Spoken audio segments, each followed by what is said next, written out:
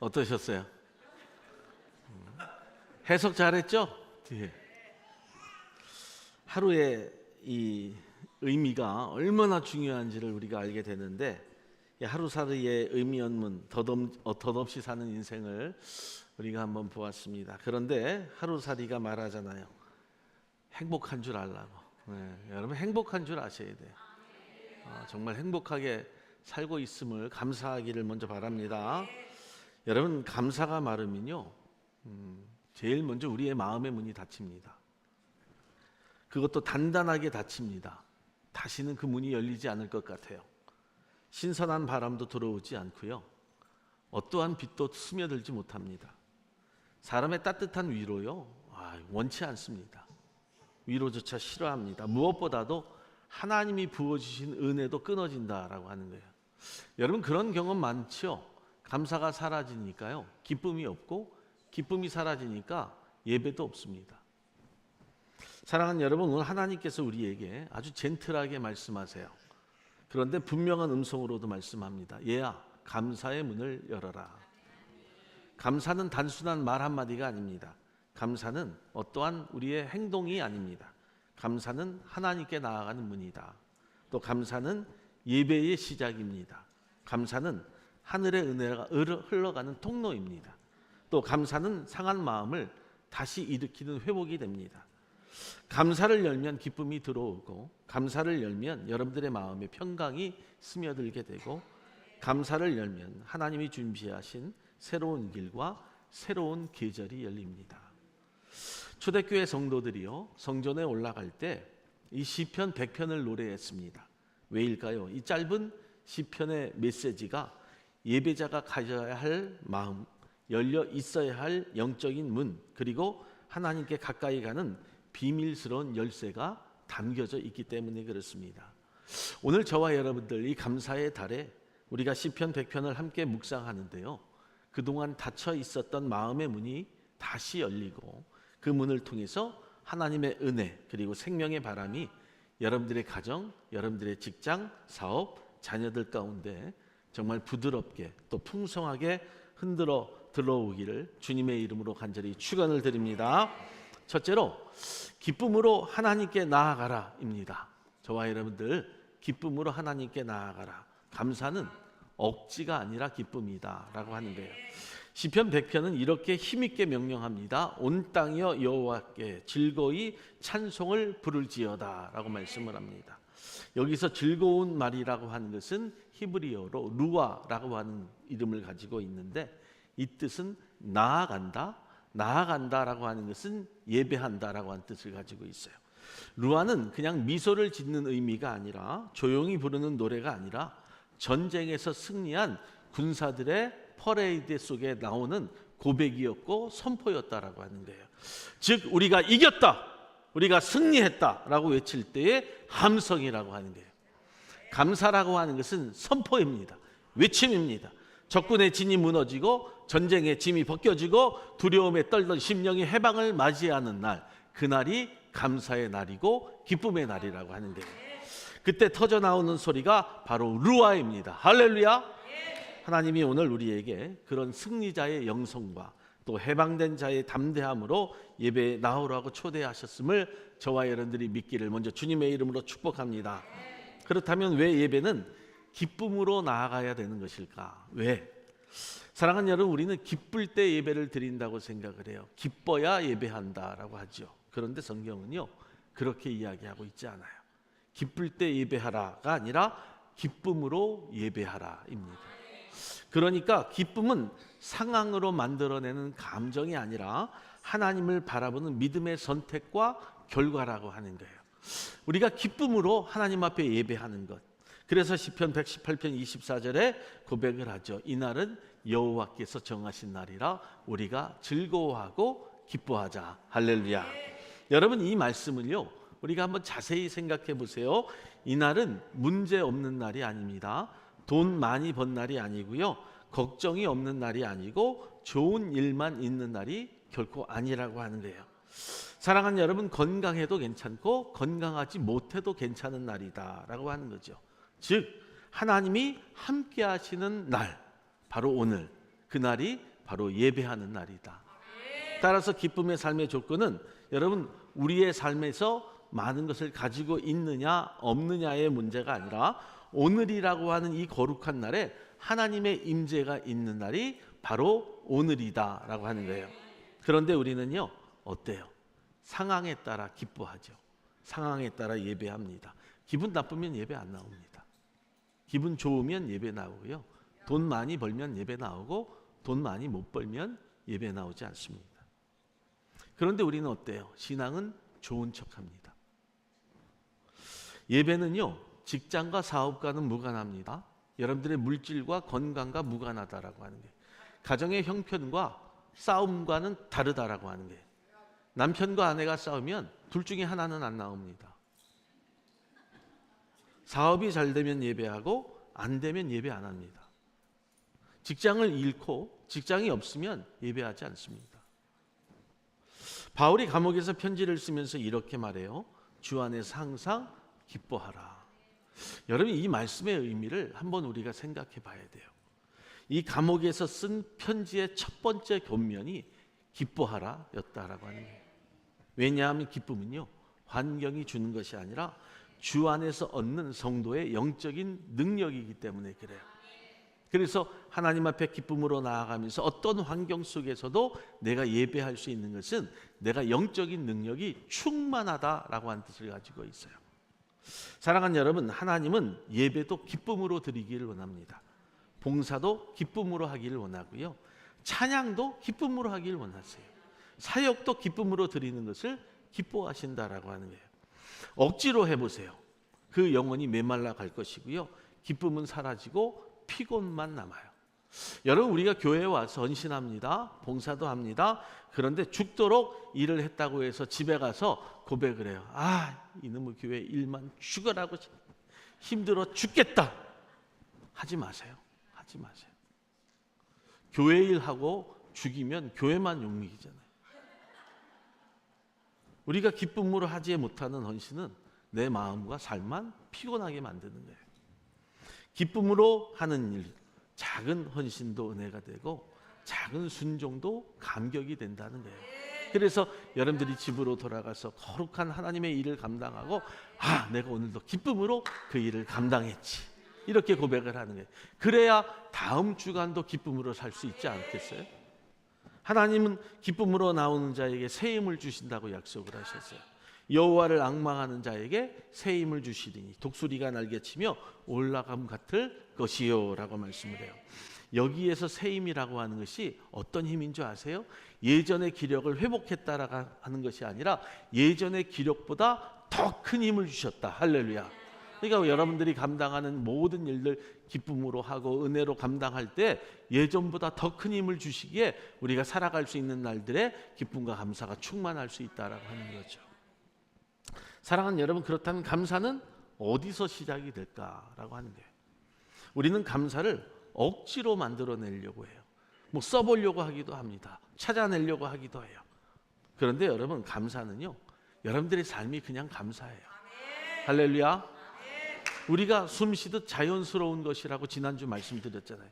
숨을 내쉬는 것, 숨을 뱉는 것, 모든 것이요, 여러분 자연스럽지 않습니까?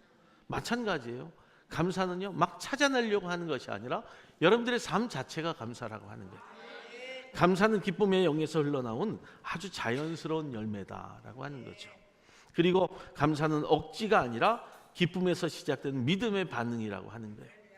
여러분, 성령의 열매, 우리가 성령의 열매라고 이야기하지만 그 성령의 열매를 억지로 만들 수 있습니까? 결코 그럴 수 없지요. 감사가 있는 자가 기쁨이 있는 것이고요, 성령의 열매들이 하나씩 만들어져 간다라고 하는 거예요. 감사로 살다 보니까 자연스럽게 되는 거예요. 여러분들의 마음이 지쳤습니까? 상황이 무겁습니까? 감사가 잘 나오지 않으세요? 오늘 우리가 이 예배의 자리에서, 하나님의 거룩한 임재의 자리에서 하나님을 다시 바라보고 기쁨의 문을 열고 살아갈 수 있는 귀한 성도들 되기를 예수님의 이름으로 축복합니다. 두 번째, 하나님이 누구이신지를 기억해야 감사가 나와요. 감사는요, 성도의 신앙의 고백이에요. 주기도문은 예수 그리스도의 신앙 고백, 사도신경은 우리 믿음의 선진들, 성도들이 해야 될 성도의 고백이지만 그 속에 우리 성도들이 더 많이 해야 될 것들 중에 가장 큰 고백은 감사의 고백이다라고 하는 거예요.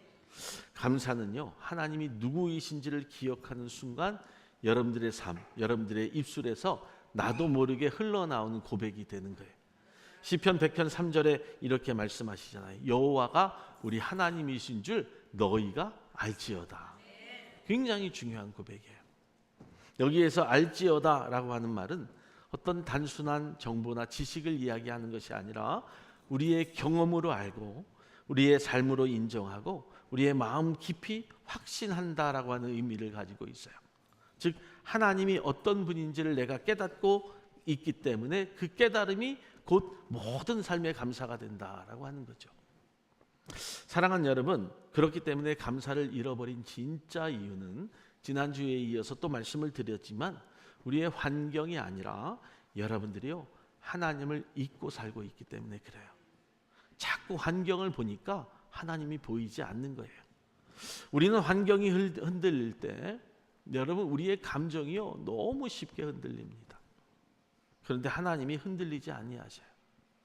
우리의 삶의 어떤 물질적인 건강적인 삶의 어떤 우리의 삶에 일어나는 모습 속에 이 감정이 자꾸 흔들리면 모든 것들이 흔들려 버려요.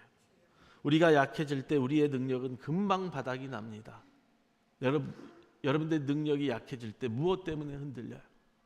때로는 물질 때문에 흔들리잖아요. 때로는 건강 때문에 흔들리잖아요. 때로는 자녀 때문에 흔들리지 않습니까? 그런데 하나님의 능력은요 고갈된 적이 한 번도 없어요. 시편 100편 3절에 이 감사의 고백을 세 가지로 정리해주고 있습니다. 우리가 고백해야 될 것은요, 첫째로 하나님은 하나님이시다라고 하는 거예요.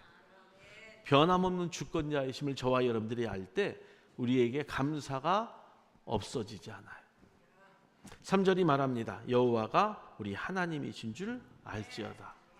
여러분들의 하나님이 여러분들의 하나님이신 줄 믿으십니까? 하나님이 하나님이신 줄 알고 계십니까? 여기서 여호와 그 말씀이라고 하는 것은 야훼 하나님의 언약의 이름이에요. 언약의 이름, 약속하신 이름이라고 하는 거예요. 나는 스스로 있는 자이고 영원히 변하지 아니하는 하나님이다라고 하는 뜻을 가지고 있어요. 사람은 변합니다. 사람은 변하더라고요. 어쩔 수 없이 변해요. 상황은 또 흔들리더라고요. 그렇게 좋던 사람도 그렇게 좋은 환경들이요 얼마나 변하는지 몰라요. 다 잘 될 것 같은 그런 상황 속에서도 변할 때가 있어요. 그런데 하나님은요 여전히 동일하시다라고 하는 거예요. 야고보서 1장 17절은 이렇게 말합니다. 그는 변함도 회전하는 그림자도 없으시다라고 하는 거예요. 제가 시카고에 출장을 갔을 때요, 거기에 있는 목사님이 시카고 빌딩을 좀 보여주시면서 이 빌딩 구경을 왜 하느냐라고 했더니 햇빛에 따라서 그림자에 따라서 빌딩의 모습들이 달라진다는 거예요.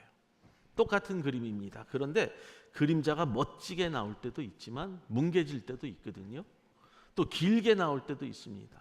또 짧게 비칠 때도 있어요. 똑같은 환경, 똑같은 상황인데요.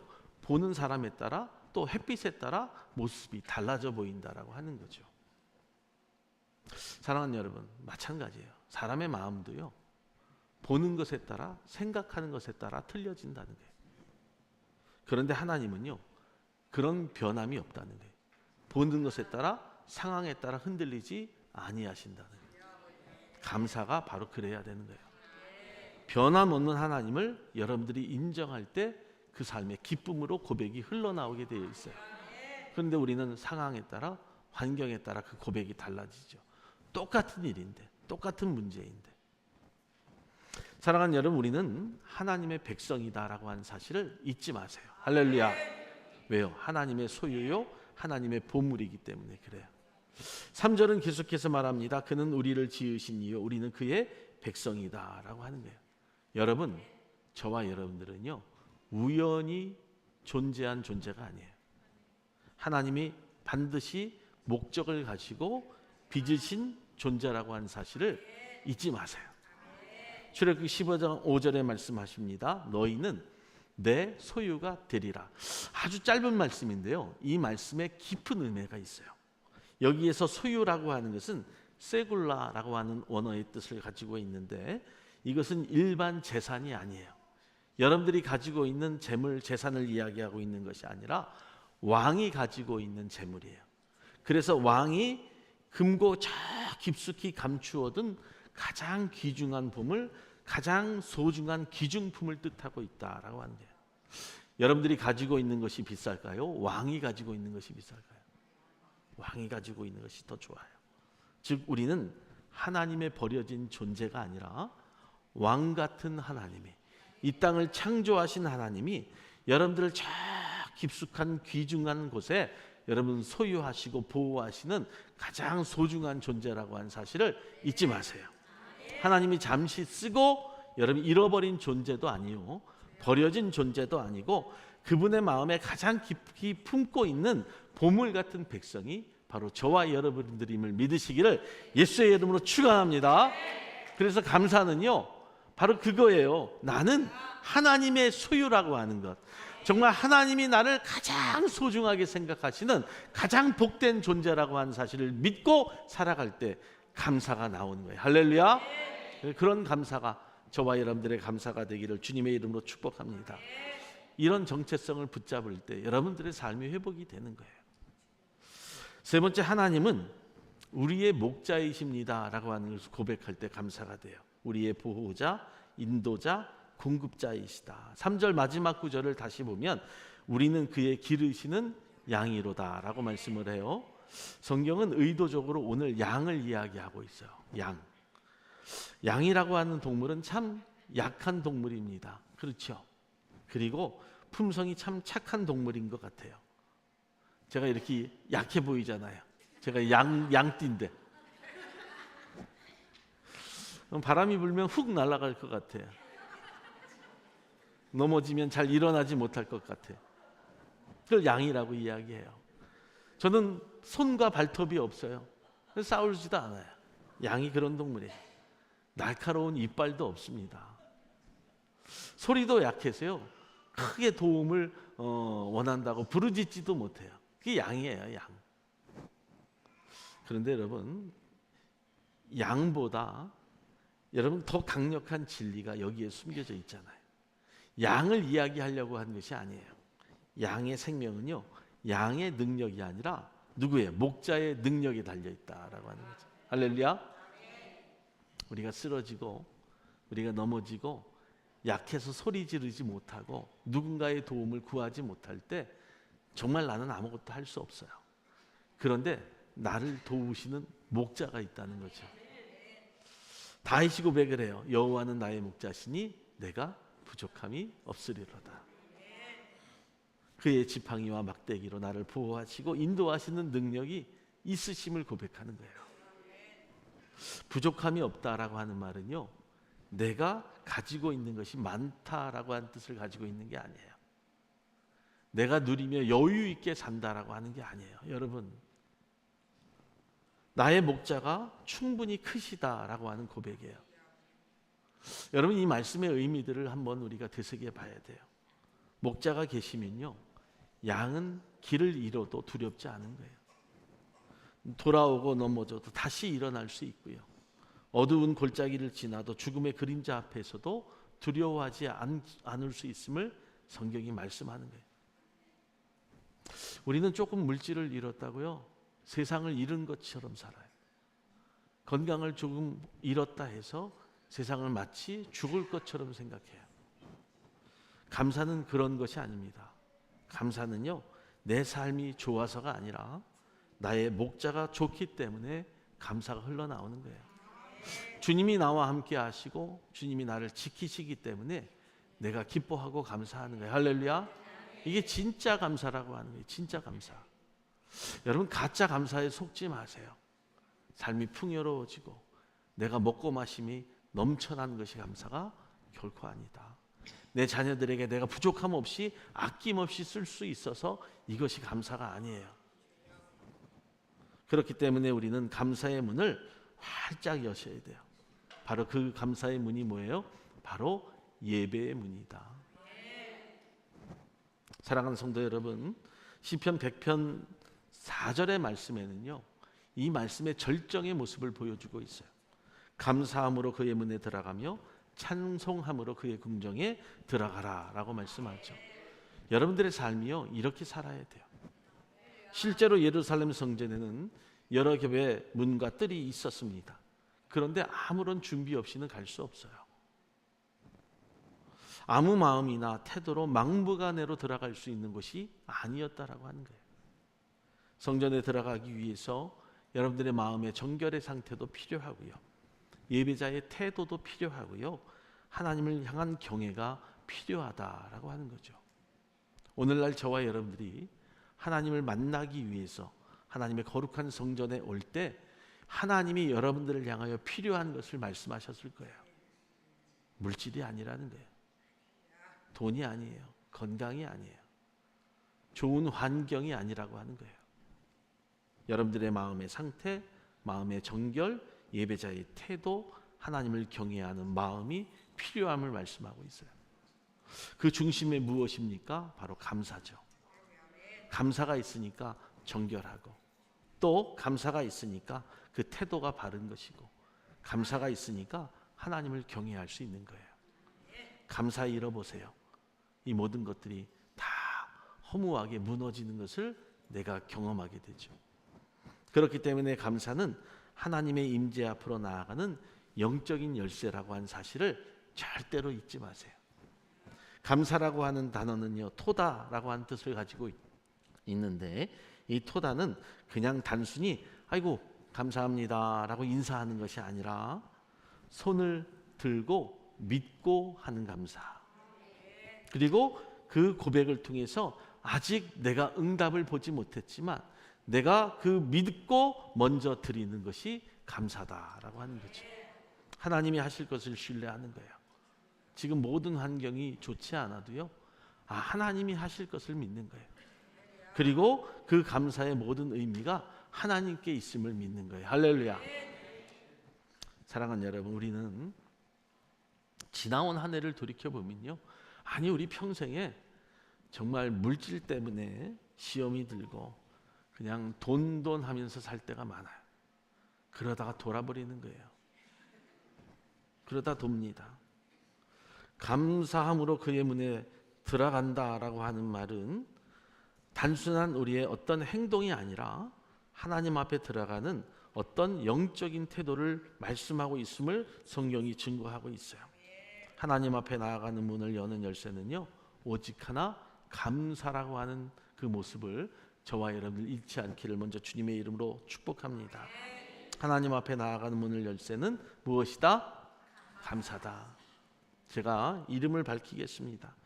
제가 김동희 집사님 가정에 사업체 신방을 했던 적이 있어요. 우리 목사님과 함께.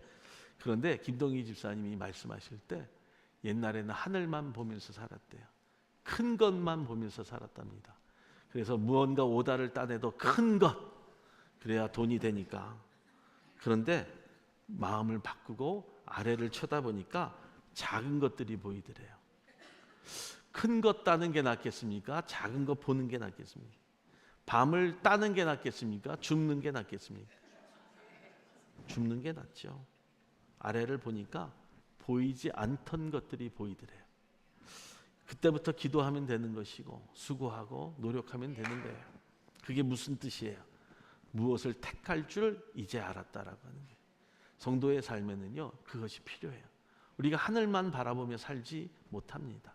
땅의 것도 바라보고 또 땅의 소중함도 알고 살아야 된다는 거예요. 사랑하는 여러분, 감사의 문이 열릴 때 어떤 일이 일어나는가 한번 생각해 보세요. 감사를 선택하잖아요. 영적인 세계가 보입니다. 그리고 놀라운 일들이요, 즉시 일어나요. 즉시 일어난다. 은혜의 문이 열리고 회복의 문이 열리고 하나님의 임재의 문이 열리는 것을 보게 돼요. 내가 아직도 하나님의 임재의 문이 열리지 않습니까? 감사가 없는 거예요.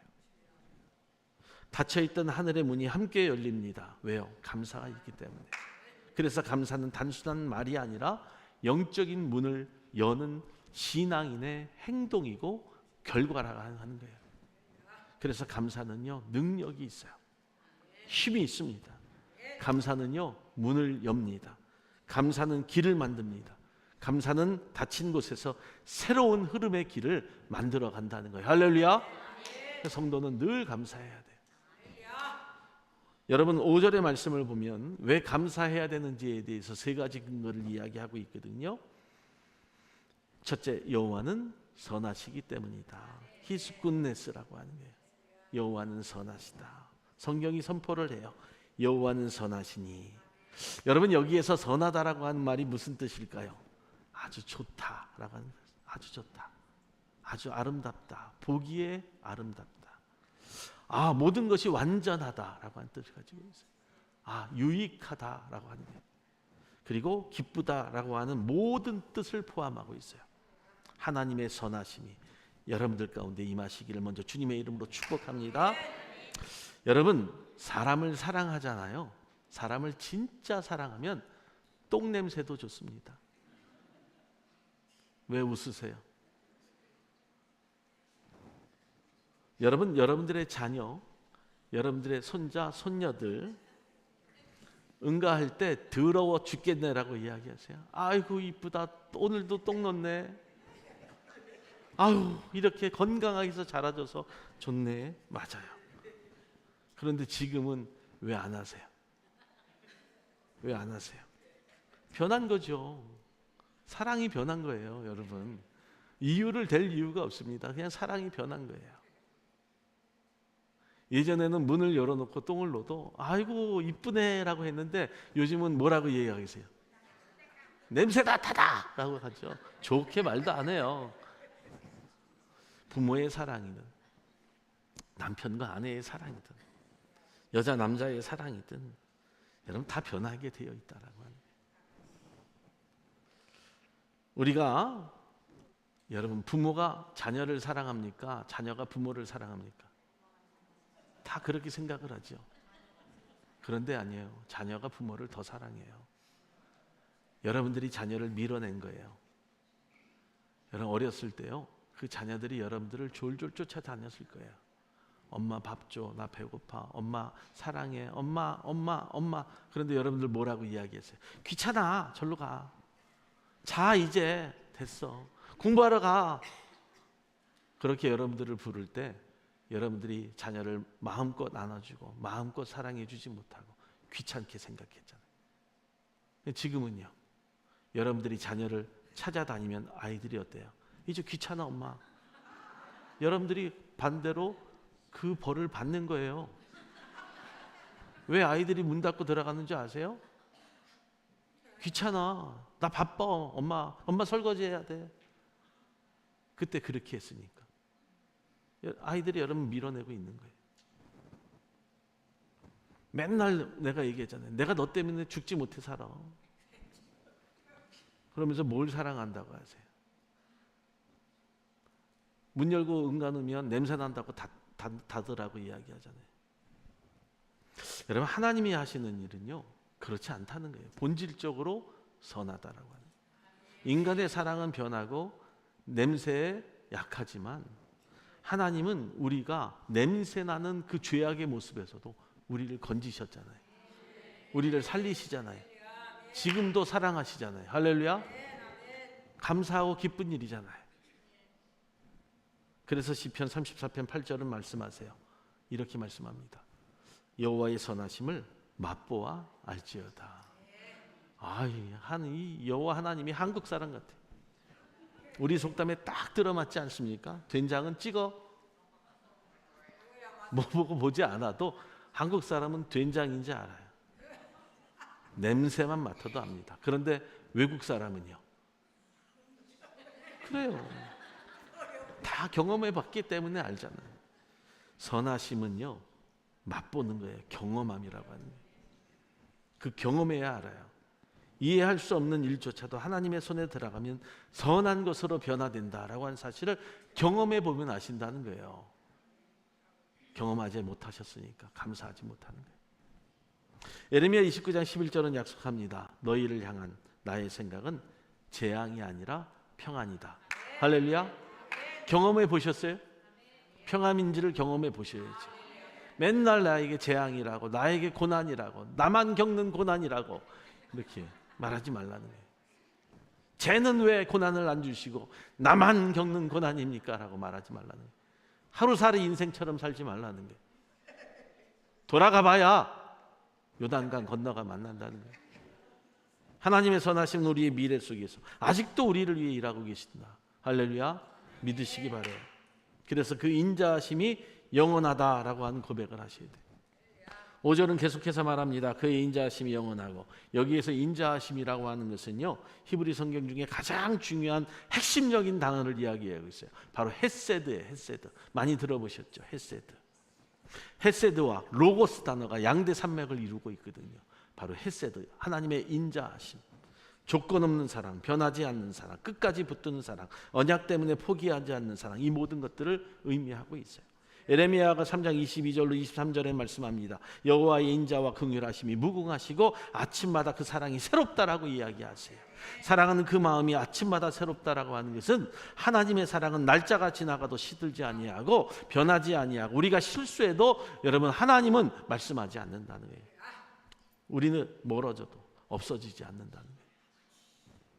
왜냐하면 하나님의 사랑은 감정의 사랑이 아니라 언약의 사랑이기 때문에, 약속의 사랑이기 때문에 변하지 아니한다.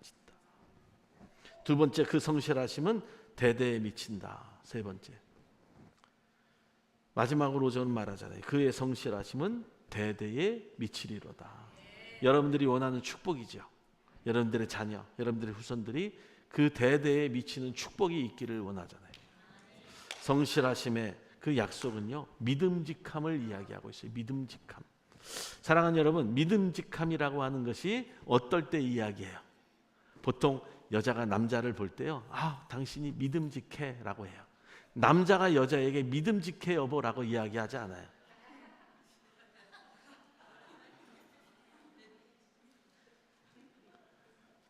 여자는 그래서 전문 용어로 갈대라고 이야기하는 거예요. 여러분, 믿음직한 믿음, 나를 지켜줄 수 있다고 생각하기 때문에 당신이 믿음직해 라고 말하는 거예요. 하나님은 한 세대를 사랑하고 끝내는 분이 아니라요, 믿음직하게 우리의 세대를 축복하시는 분이시다라고 하는 사실을 꼭 믿으세요. 히브리서 10장 23절에 말합니다. 약속하신 이는 믿으시니. 여기서 믿부다라고 하는 뜻은요, 신실하십니다, 믿을만 하십니다, 변치 아니하십니다 라고 뜻을 가지고 있어요. 그러니까 하나님의 선하심은요, 믿을만 하고 또 변치 아니하시고 또 신실하십니다라고 하는 뜻을 가지고 있는 거예요. 할렐루야. 그래서 우리가 감사해야 될 이유가 반드시 있어요. 사랑하는 여러분, 말씀을 마칩니다. 감사는요, 환경이 아니에요. 하나님을 아는 믿음에서 흘러나오는 여러분들의 삶의 열매라고 하는 사실을 잊지 마세요. 여러분, 감사가 사라지셨어요? 마음에? 자꾸 환경을 바꾸려고 하시거든요. 무언가 사업을 바꿔보려고 해요. 직장을 바꿔보려고 합니다. 학교를 바꿔보려고 해요. 사람을 바꿔보려고 해요. 그런데요, 그 바꿔보려고 하지 마시고 먼저 하나님을 바라보세요. 할렐루야. 그러면 변함없는 하나님을 보게 될 것이고, 우리는 그의 귀한 백성임을 알게 될 것이고, 우리는 그의 선한 목자이심을 알게 될 것이고, 이 세 가지를 붙잡는 순간 감사의 샘이 다시 열린다는 사실을 알게 될 거예요. 사랑하는 우리 지트리 가족 여러분, 오늘 우리의 눈이 환경이 아니라 정말 하나님께 고정되기를 바랍니다. 하나님께만 고정되기를 바라겠어요. 그러면 그때 우리의 마음 깊은 곳에서요, 잊혀졌던 감사가 흘러나오게 될 거예요. 잊혀졌던 감사. 오늘 그 잊혀졌던 감사가 다시 샘솟듯 우리가 흘러나와서 하나님의 감사의 자리에서 오늘도 예배하는 우리 사랑하는 성도들 되기를 예수님의 이름으로 축복합니다. 축복합니다. 우리 하나님께 영광을 드리옵소서.